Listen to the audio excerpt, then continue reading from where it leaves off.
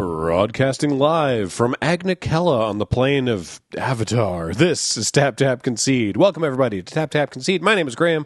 Joining me this week is Kathleen. Hello. And Cameron. Huh? And today we're going to be talking about our experiences with Avatar, The Last Airbender Limited Play.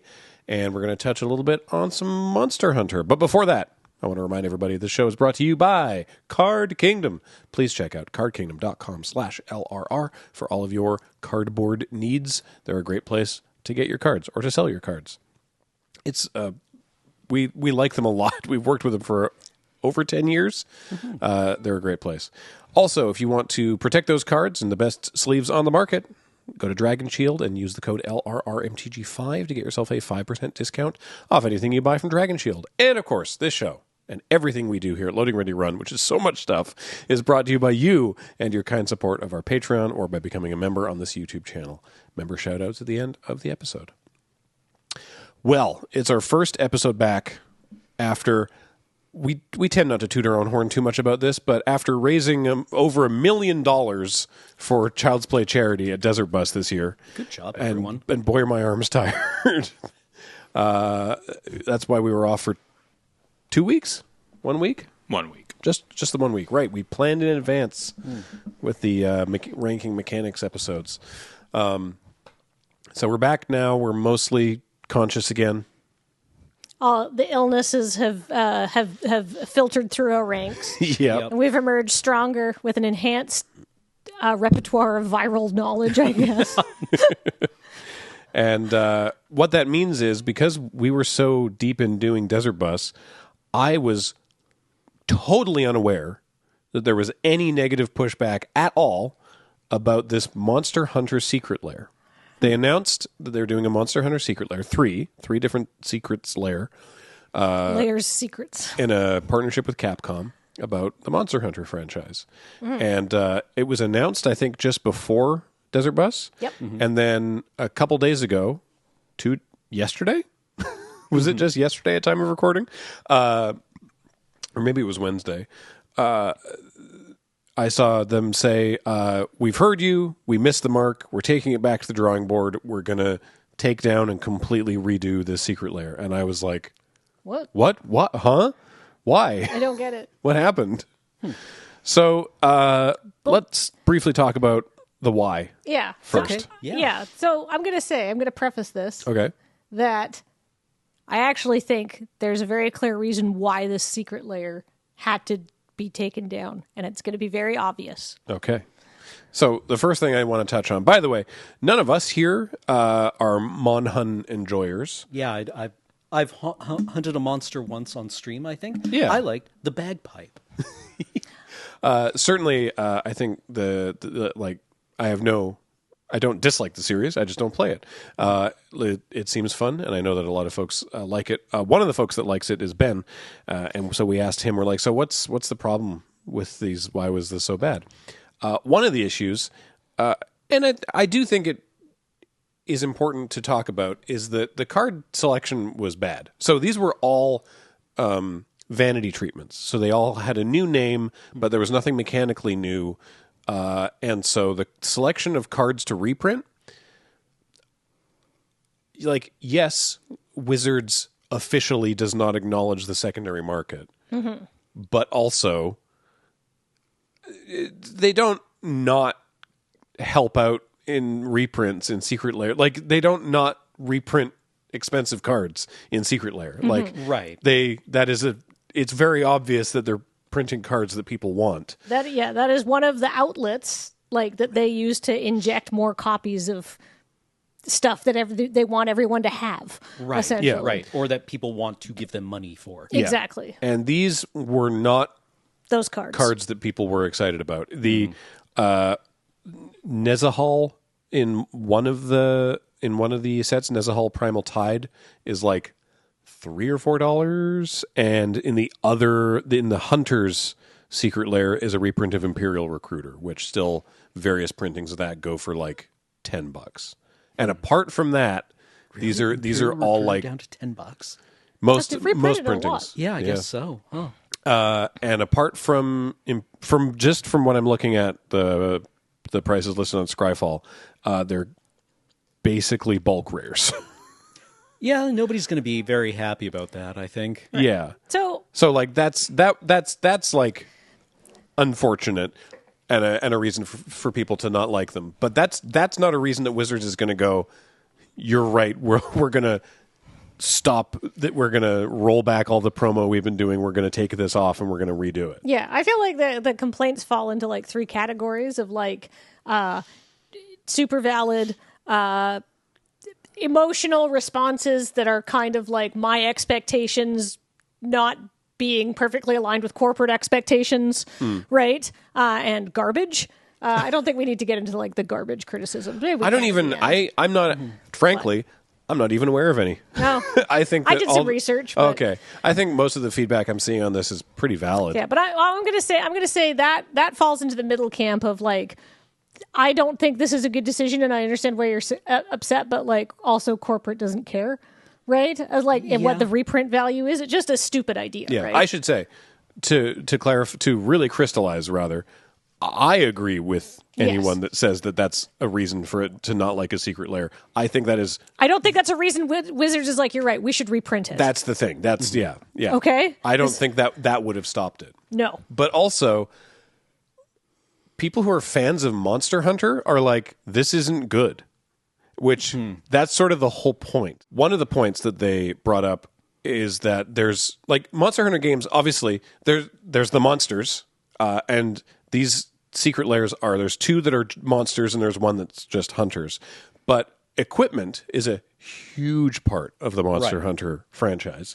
And there was no equipment, which Monster Hunter fans were like, that's weird because equipment is like a really big part of it. Like your weapons and improving your weapons and your loadout is like, that's a big part of why people play. Yeah, because like I remember playing the game and like getting a new armor set was how you demonstrated kind of your cred. Yeah. Right? Like this only drops off this kind of monster. You can only build this when you've killed this tier of monster. Yeah. Right? And so I think, again, not being a Mon Hun player myself, I think it would have made sense to have, if you're doing 3 Secret Lairs, have your monsters and your hunters and then your gear, right? And you Wizards love reprinting Swiftfoot boots.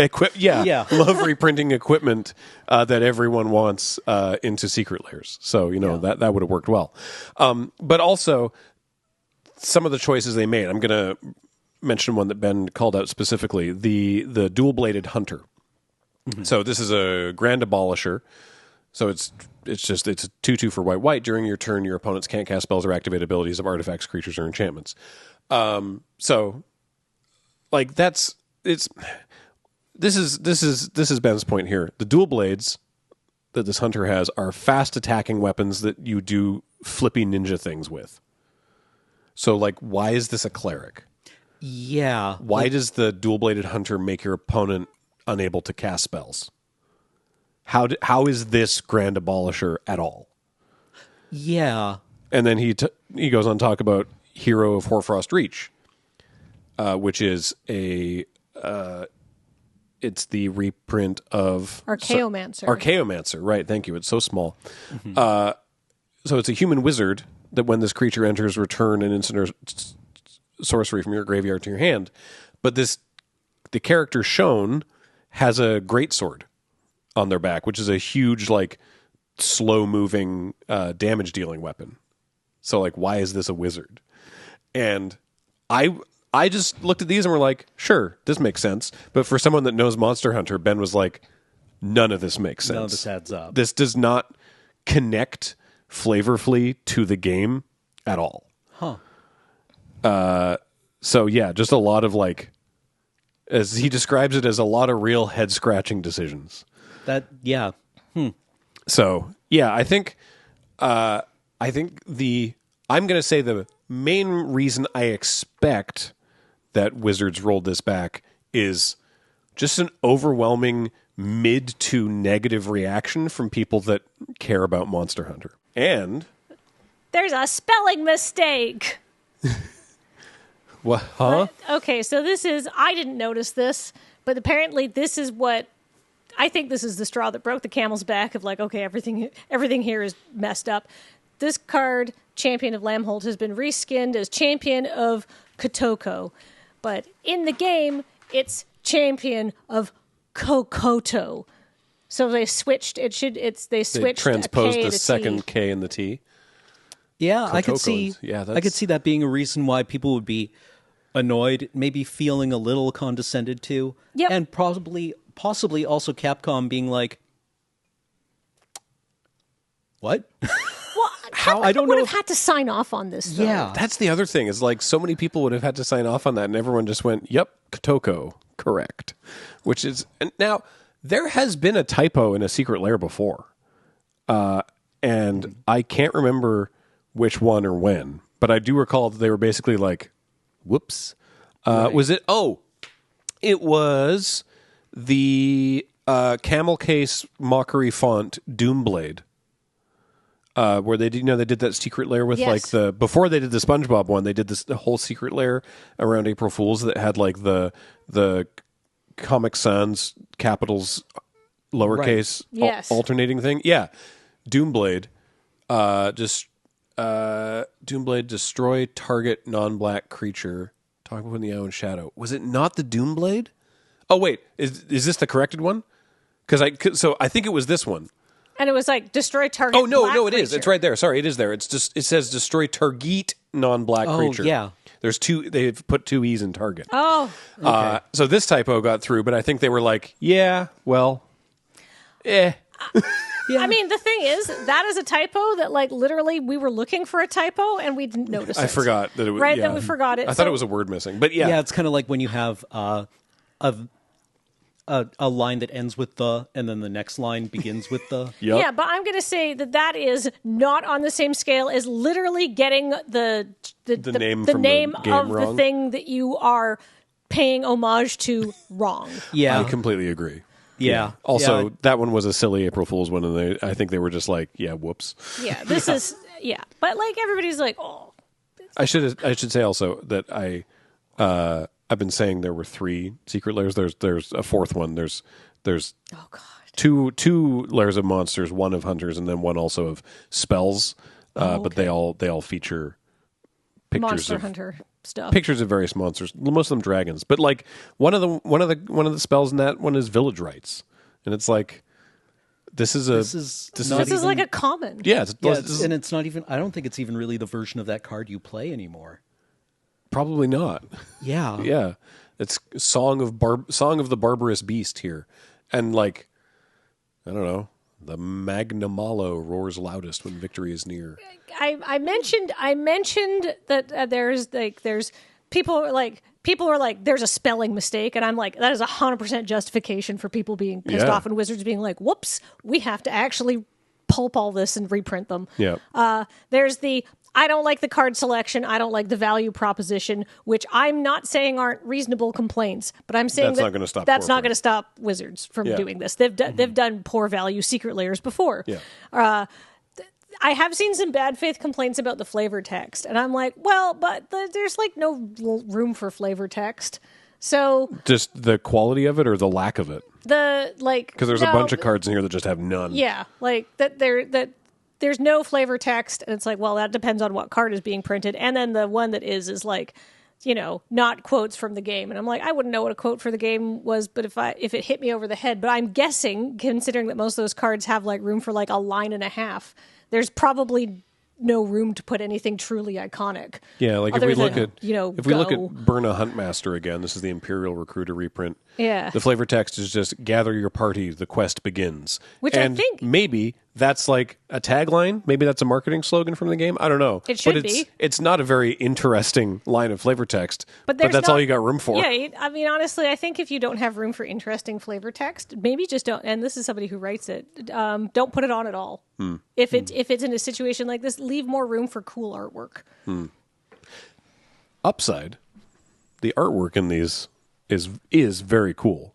It's Yeah. super cool artwork. I didn't see anyone complain about the art. No. Yeah. The art looks sweet, but it seems like every other. So here's the sort of the big question though, and this is what James and I actually were I mean, we weren't talking about this, but we were both expressing this separately, is that, like, this is a big step. Yeah. They have never before gone... We're like, going to pull a secret yeah, lair. like Wizards does listen to people, and there have been many times where they've been like, we're doing this, and then people go, that's bad and we hate it, and they go, okie dokie, and like fix not it. everything's for everyone. Yeah. Right. There have been a couple times when they haven't listened to people, obviously. But they've never done this before, right? With a Secret Lair, been like, nah, you right, and Just pull it back for apparently a complete retooling. Yeah. So I don't remember anything like this ever happening before. yeah, but what does that potentially mean going forward? Like, this now means that there is like a hypothetical line at which point Wizards will go, you're right, we're doing a bad job with representing this UB license. What were you saying, James? I'm trying to remember how you worded it. Well, I think Nelson asked, is it worse that they cave to public pressure or internal pressure, right? Like, because the question here is, they have said, okay, we're going to take this back to the drawing board. Okay, why? Is it because people got mad, or is it because people got mad and then you got yelled at by Capcom, right?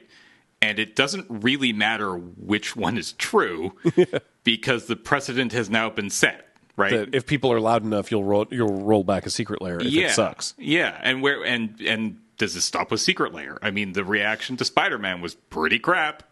Obviously, you can't completely roll back an entire set. It is much easier to do a Secret Lair, but I don't know. It just seems like this is a very slippery slope for them to start down on. I mean, I think it's good that they did, for what it's worth. Like, I think that's true, but also it's apparent that they should do that in this case. The Spider-Man's an interesting comparison because, like, my understanding is that despite the posts of unsold product that people have been sharing on the subreddit, Spider-Man actually sold really well, even if it wasn't, let's say, critically well received. Right. Okay. So, yeah, I don't know.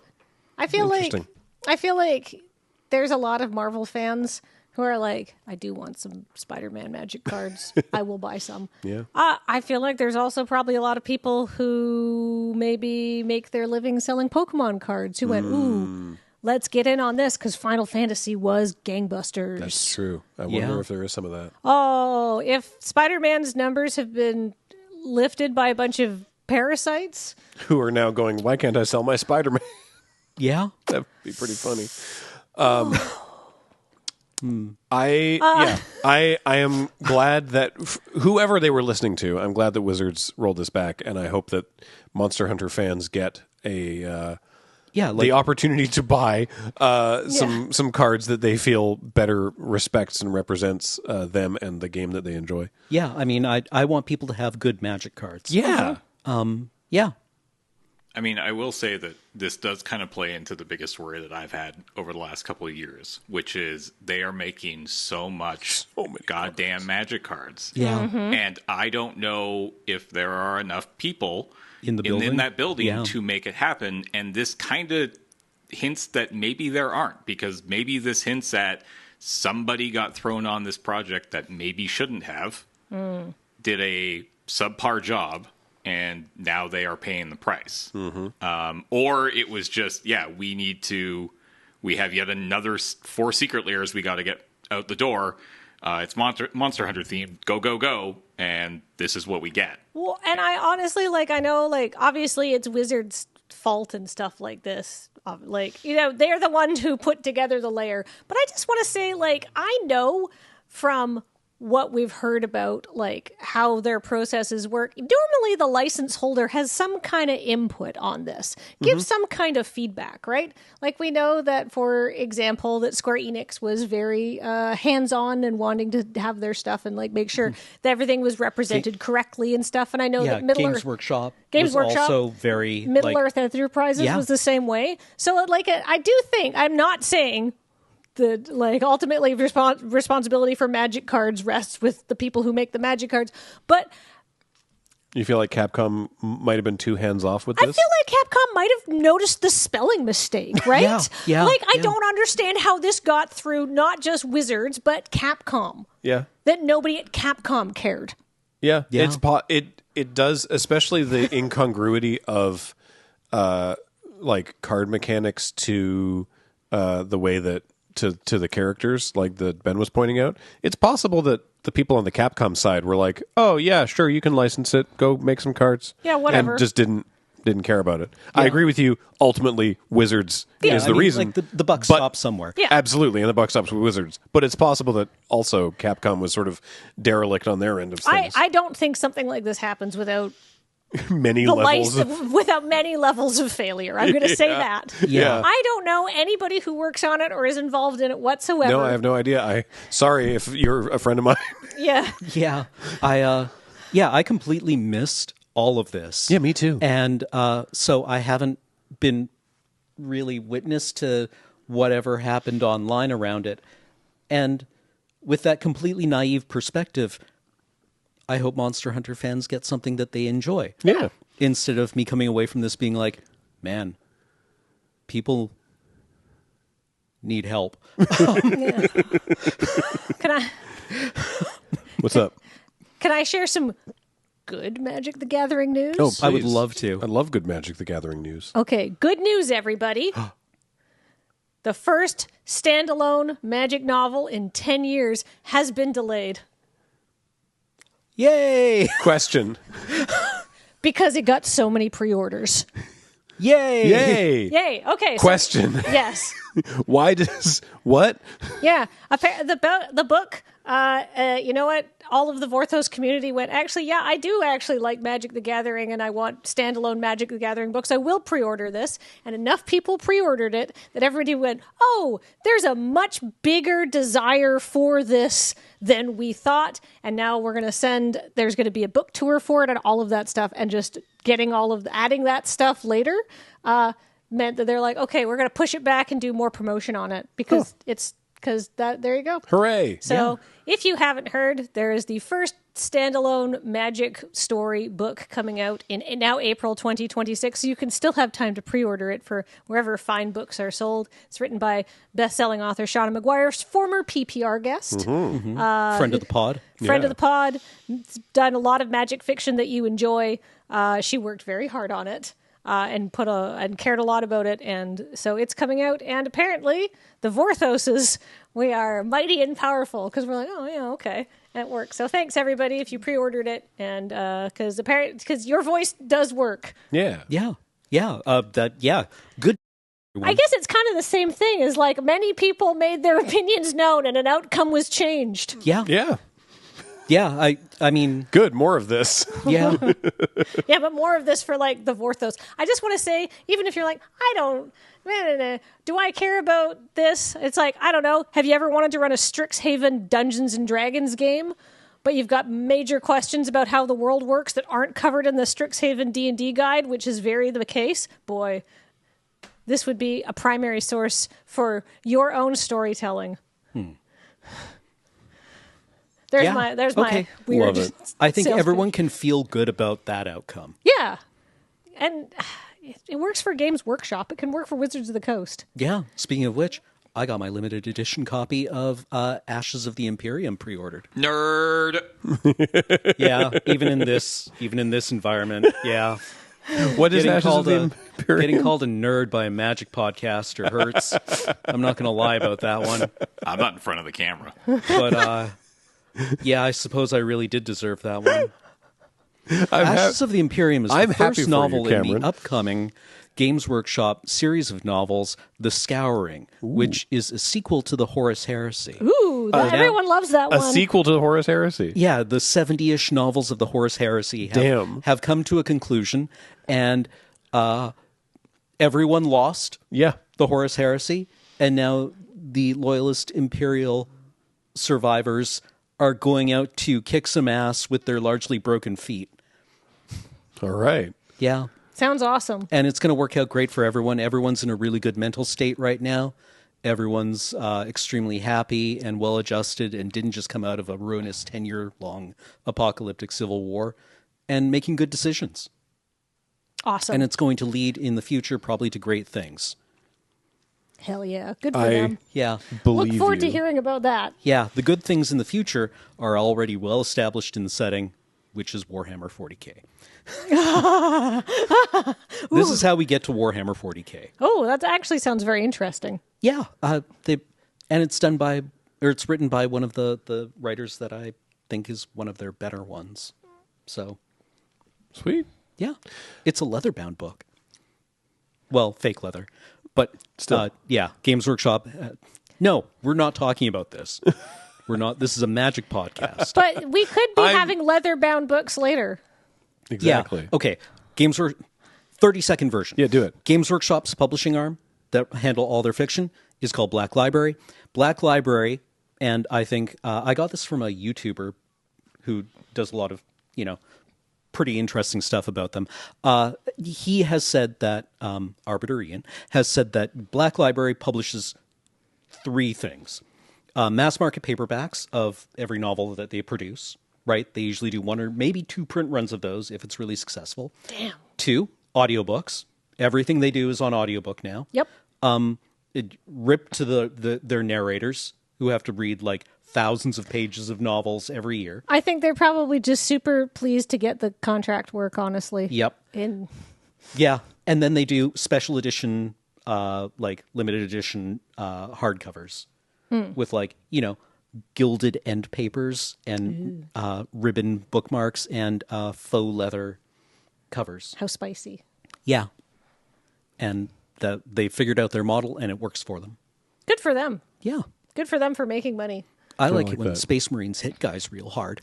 I like that they could make a profitable business just making cool grimdank books. Yep. Everybody Where loves everyone's a little really grimdank. well adjusted. Everyone's so well adjusted. So, I, as transition to our other topic, I got my Magic Arena stats email. Do you two sign up for these? I mean, I know you don't play much I don't Arena. need to know what my Magic Arena stats are. So this is kind of funny because it says that this is my Through the Omen Path stats, and it says that I played 171 games. Wow. Now that's games, Not not matches. not events. Yep. Right. Okay. Each event has between 3 and 9 possible games. Yeah, you played 171 matches across 60 events. Yeah. Which it says is more than over 60% of players. I bet. Yeah. Yeah, that's good job. Now, my question is, and I've actually just asked this on Blue Sky and received some confirmation, was that whether this is just Omen Paths or any event I was doing during Omen Paths time. And I think that it's during, because there's no way I played 171 games of Through the Omen Paths. Yeah. That's assuming 7 games, that's 23 events or something like that. There's no way you would have done that to yourself. No, Yeah. I think I played like 5, maybe. So I think this is also counting like any booster draft or Is this- any cube draft I did during that time. during that event. Because Cube, great, love it. Yeah, Cube was fun. Is this the company account or a private account? This is mine, Okay. and I'm like, there's no way that I did that. I wonder if the Loading Ready Run account gets this email. I'm sure it does. It should. I think you have to opt into it, and we may not have. I don't know if I don't think I opted into it. Anyway, I was the like, point don't is- send me anything. There's no way I want to know what my win rate is on Magic the Gathering Arena. It only tells you how many games you played, how many gold you got from quests, how much gold you got from daily wins, the number of boosters you opened, your favorite color, your favorite format, and wins in your favorite format. All right. Well, okay. Give us your stats, though. Okay, well, So we'll just assume this is a snapshot of your Magic playing during this period. which was low, honestly, because I've still played more than 60% of people, but I was playing less Magic. I love the notion of Cube. I like occasionally dabbling with Cube. I have I don't play enough to really get a feel for how a cube operates. Yeah. So I don't play a lot of cube. So between Omen Paths not interesting me at all and the cube being there, which again I was glad for, mostly what I ended up playing was like occasional flashbacks. So anyway. You also were planning, you're doing like a bunch of Desert Bus stuff, true. but like you were very busy outside of it. I achieved a limited rank of Platinum 3, Mastery level 25. I played 171 games, as we mentioned. 14,000 gold from quests, That's pretty which good. is more gold than over 60% of players, and 8,300 gold from daily wins, which is also more than 60%. I opened 114 boosters. My favorite color was black. My favorite format was player draft, and in player draft, I got 56 game wins. Not bad. So, yeah. And then, here's your top crafted mythic and rare and wild cards from Through the Omen Paths. But I didn't. Constructed stuff. That must be, because I didn't craft anything. So this is obviously what other people are doing. That's not. Top community wildcard redemptions. Oh, a lot of people wanting Fleam. Everybody America loves Fleam. Yeah. Fleam's a good card too. Yeah. Yeah. What I will say about Omen Pass, there's a lot of individually good cards in it. They're great for Highlander, apparently. Fleam must be the madness commander of choice. Or not commander, but yeah. It's pretty good. Yeah, because I don't think you can have Anya Falconwrath on On Arena? I don't know. I don't know either. It doesn't you're doing matter. Brawl. Anyway, the point is, I guess maybe check back in like a month and a half and I'll see how it compares to Avatar, because Avatar is great. Yeah. It turns out this is actually a really fun and good format. I agree. Yeah. I really appreciated what my opponents have been doing on it. I've done a couple of sealeds so far. So far, my opinion is 2 mana is so much more than free when I'm paying it, and not meaningfully different from free when my opponents are paying it. You're talking about this, Airbending. I was going to say this sounds like airbending. Yeah, when I want to flicker one of my things, 2 mana is a lot of money, man. And then when I flicker one of my opponent's things, they're like, "Cool, thanks for the ETB trigger, idiot." Yeah. Yeah, airbending's really interesting. It is. It's a great mechanic. Yeah, actually, all the bending mechanics I think they're so wildly different, and they're actually very cool. I was talking with Corey about this the other day, and she said her favorite mechanic is waterbending. Which I was like, okay. Yeah, Yeah. I would not have expected that looking at the cards going in. But it does stuff. Yeah. So, speaking of waterbending, Corey and I did on LRRMTG, we did 2 Avatar drafts, and we crushed it. We went 7-2 in the first draft, and then we went 3-0, and we had to stop because the stream was over in the second one. But one of the uncommons we had was a white uncommon, and it just had waterbending 5, look at the top 5 of your library, and find a creature cost 3 or less, put the rest on the bottom of your library in a random order. So not very exciting. And it was waterbending 5 for this. Right. So not a super impactful thing, but and also expensive. But if you can get it, it's a really nice thing to do. Thank you. It's the Water Tribe Rallier. It's something really nice to do at the end of your opponent's turn that just makes you feel so galaxy brained. Yeah. No, I mean, this was Azure Mage was great for this. Way back in Core Set 2012. Yep. If you don't have a spell to counter, or if you don't have an instant spell to remove, you know what feels great?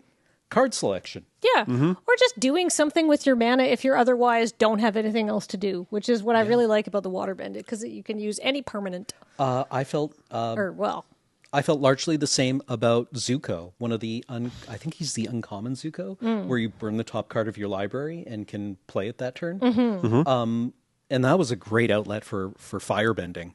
I did so much. Yeah, Zuko Exiled Prince. Firebending 3, and then for 3 mana, exile the top card of your library. You may play that card this turn. Also a great thing to do on your opponent's step, but also a great thing to do at the end of combat. Yep. Right? Nobody wants to block this card because he'll lay a hurt on whatever he does. And if he lives, you kind of have to remove this guy. Yeah. Right? the card advantage is real. There's just a lot of little like subtle things in the set where it's just like what I like about it is actually pretty straightforward. You can even play, I feel like monocolored strategies are like really like viable in this format, which is always fun. And it gives me those like happy, nostalgic core feel kind of feelings deep inside my little black heart. But what I like about that is despite the fact that overall it's like, yes, allies are there or these obvious things, the way that the cards all go together, you can get a lot of interesting choices within your games and sub synergies that you can dig up, right? Mm-hmm. I mean, what to that point? Sorry. No, exactly to that point. I haven't actually personally drafted this on Arena yet. I've only been doing sealeds because I like to do sealeds while sealeds are available. And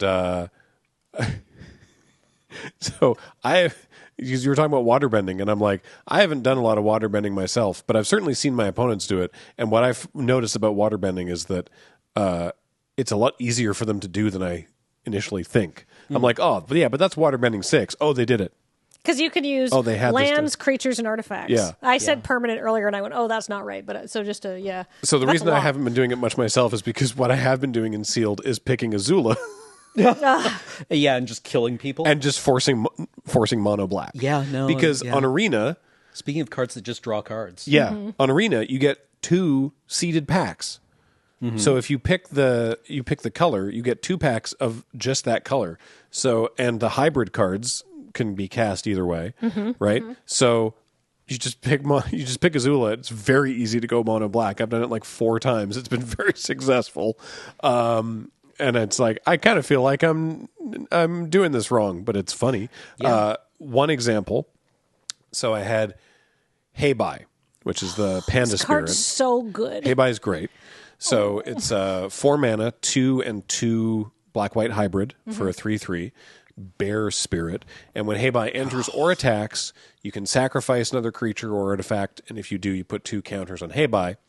And when Heibai leaves the battlefield, put its counters on target creature you control. Hate this guy. Hate this stupid bear. So my opponent also hated it. And my opponent locked it down with, I don't remember, the Watery Grasp, I think. It's the water-bending claustrophobia effect. Yes. For like 1 blue mana. So they were like, okay, Heibai stays too powerful. Not being a problem. So on my turn, I attack with Messenger Hawk, which is 2 and a hybrid black-blue for a 1/2 flying bird. When it enters, you make a clue, and it gets +2/+0 as long as you've drawn 2 or more cards this turn. I attack with Messenger Hawk. I don't remember the name. The Swamp Men. They're a 3/4 ally for 3 and a black. And the Foggy Swamp Hunters. As long as you've drawn 2 or more cards this turn, they have Lifelink and Menace. And the Beetle Riders, what are they named? 4 and a black for a 5/4, and whenever it attacks, you can sacrifice a creature or artifact, and if you do, baby, the beetle-headed merchants, whenever you can sacrifice another creature or artifact, if you do, you draw a card and put a counter on this creature. So I attack with those 3, sacrifice Heibai, draw a card, a counter goes on the beetle-headed merchants. I've drawn a second card this turn. My Messenger Hawk is a 3/2 flyer. Yeah. I put all Heibai's counters on the creature that now has Lifelink and Menace. And I'm like, synergy. When you're like, I attack and 4 triggers pop up, it's like... you feel so good. Yeah, it feels so rewarding. I've forgotten the best play I did with Zuko, though, which was attacked, and I attacked with a couple of other firebending guys. Their job is to get into the red zone and die. But I firebent 8 that turn. Whoa! Burnt 2 cards, found my lightning strike, removed their only blocker that could kill Zuko, and still had all my mana. I just had all my mana. Right? That's wild. That's, and I love, like you mentioned, this has core set vibes. I agree with you. I think this is a really good core set analog product, much more effective than Spider-Man, because I think the demo that loves this this setting, this UB, might trend a little young. I know that this is popular among millennials, zillennials, yeah. who watched it when it first came out. But I think like the target market for Avatar, we are putting our children in front of this. Anyway, I think this is a great way for a 13-year-old to learn how to play Magic the Gathering because you get a lot of cool things to do with it. And it rewards you for being like, wait, does this work like this? And it does, right? Yeah, instead of just like yeeting 2/3s at each other yes. and not having a good time playing uncomplicated Magic.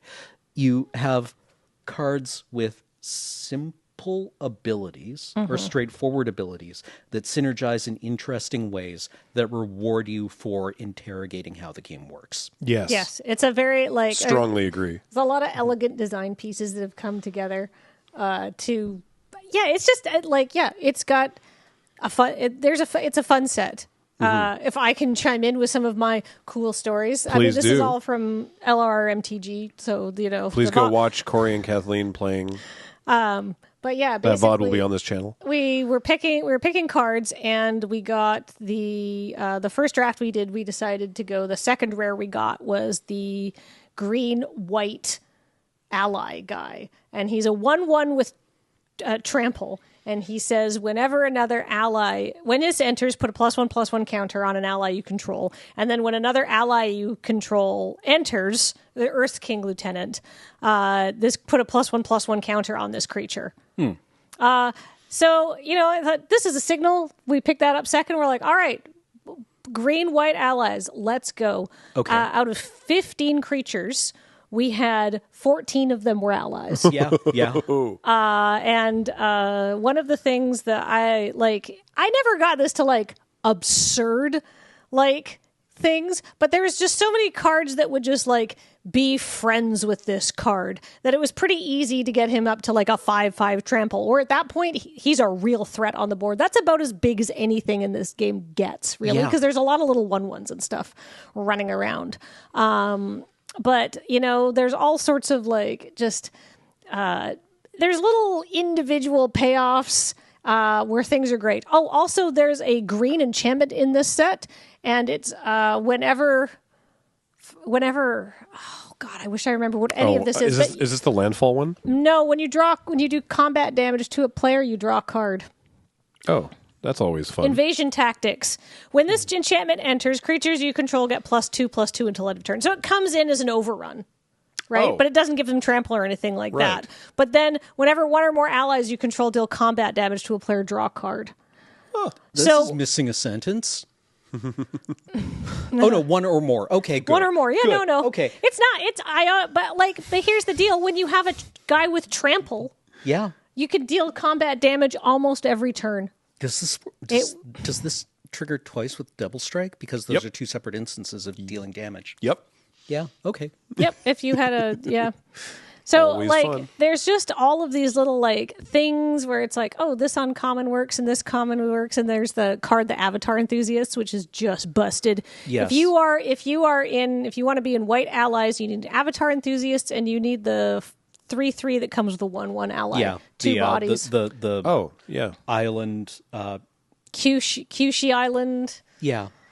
Yeah, they're just a 3/3 for 3 and a white. Yep. Yeah. That comes another ally. Yeah, It comes 'cause Two then bodies on one card. Perfect. and they're both allies, so it makes your Avatar Enthusiasts a 4/4 immediately. Yes, and the pretending plague bearer. I don't know. I just recognize pretending poxbearers. Pretending poxbearers. Anything where you get two bodies for one is very good. Also, the ally, the equipment that makes an ally, the fan, the Battle fan.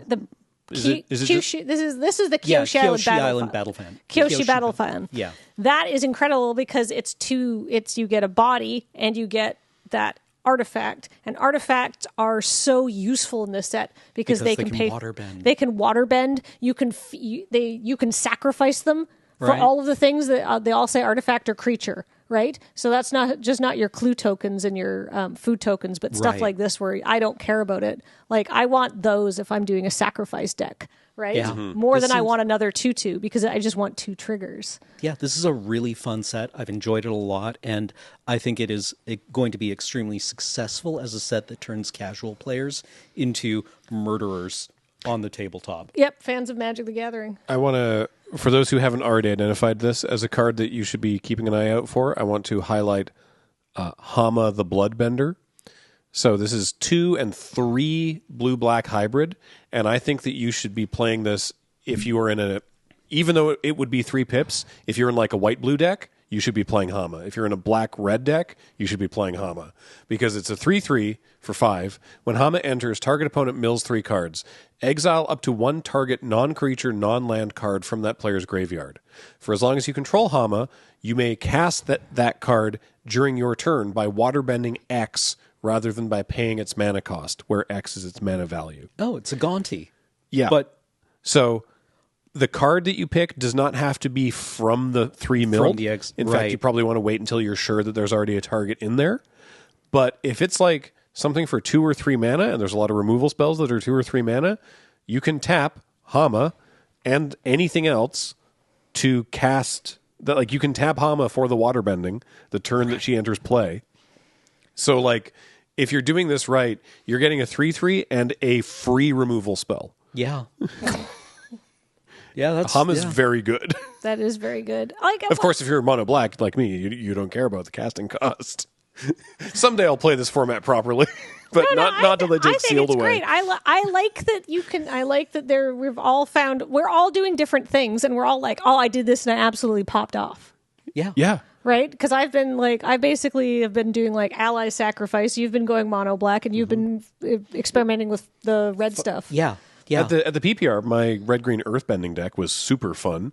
You had the black-white sacrifice I had a black-white sacrifice deck, and I was like, I'm disgusting. chasing this high. I'm chasing this high. Yeah.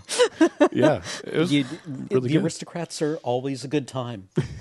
It's true. There's a couple cards in the set where I've been like, I don't want to do the thing, but I kind of want to ask Cameron if this card goes into aristocrats. I'm not sure anything really makes it, but I love a limited environment where you can pull together the aristocrats deck. Yeah. Yeah. Right? Like, I think that is a good experience because it is a weird way to play the game, but it all makes sense, right? Yeah. It's great. It's great. It's really, really good. Good mix of removal. There's enough removal going around that I'm not like, oh, I'm boned. My opponent's got a great creature. Yep. Right? But there's not so... Like, I found Final Fantasy had too much removal. There's so much removal in Final Fantasy. It was hard to keep things... I think they recognized that there were so many powerful creatures in their set that they had to print a lot of removal to keep them from getting out of hand. But it was just raining death in that set. And those games are so... Like those games are focused on 2 almost unconnected things, which is stories and fighting, right? And so there's so many options for like nearly all the magic and all the offensive magic your characters cast. Yeah, during exactly. While you're playing it's the all game, offensive right? magic. So it's like, well, yeah, we have so many options for ways to kill people. Yeah, there's a lot. I found Final Fantasy, the gameplay for me was like, I play something huge, it gets removed. You play something huge, I remove it, right? And it was kind of this like war of attrition is what I felt when I was playing Final Fantasy. This is a bit more. Like when in Final Fantasy, you really wanted the unearth. Yes. Effects were really good. And I found myself frequently dipping into blue just to splash for Magic Dumper, which like being able to blank a removal spell for a turn, right, was kind of a big play. I do like how there's very little, comparatively, there's very little airbending because Aang is the last airbender. Yes. And so they were careful about how limited they used. Like Aang can airbend and Appa can airbend. That's how Appa flies. I've been told. Thank you, Ben. And there's a couple other cards that have it, but like there's very little of it because he's the last airbender, and that really flavorfully makes sense. I quite like that. But then, having the other ones to sort of fill things out, I think is really good. I think it's really well designed. I think it's a fun set. Yeah. I have been having fun, and that is what we're supposed to be doing here. Yep. Can I tell you, I'm having fun on 2 vectors. Our daughter is 10 now, and I was just like, Penelope, I think you'd like Avatar. So we've been watching it. And now I'm even more enthusiastic about the cards because I know what it is. Soko was already a good card, the 2/4 with Vigilance, that if he draws you a card, if you attack with 2 or more creatures, very good card. Very good card. But now I like him even more because he's a goofball in the show. Yeah. he's an interesting character because he's the smart one. Right. You find out much later in the series that he's not smart at the beginning. I'm only like 6 episodes in, so he's kind of a goofball. He's like, I was getting like, in the Persona games, the protagonist always has an idiot best friend. Yeah. Yeah, I was getting those vibes from him. But it's well, he has plans that you're like, that's such a stupid plan, and then it kind of works. Yeah. That's why the card you're thinking of is Salka Lateral Strategist, which is a great name. Anyway. I appreciate this now. Yeah, there we go. We're learning. But I think that will do it for Tap Tap for this week. Thank you, everybody, for joining us. I really appreciate it. Let us know what you thought, what you're thinking of Avatar. How's Avatar going for you? And let us know what you think about Monster Hunter, I suppose. Until next time, I want to remind you all that this show is brought to you by Card Kingdom. Please check out cardkingdom.com/LRR for all of your cardboard needs. Use Dragon Shield. Use the code LRRMTG5 to get yourself a 5% discount on Dragon Shield. And, of course, this show and everything that we do is brought to you by you, whether it's supporting our Patreon or by becoming a member on the YouTube channel. And we really appreciate it if you're able to do that. Until next time, I've been Graham, joined by Kathleen. Yep. Cameron. Huh? James has been on tech. Heather gets these online. Thank you all for watching, and we'll talk to you next time. Bye, everybody. Bye.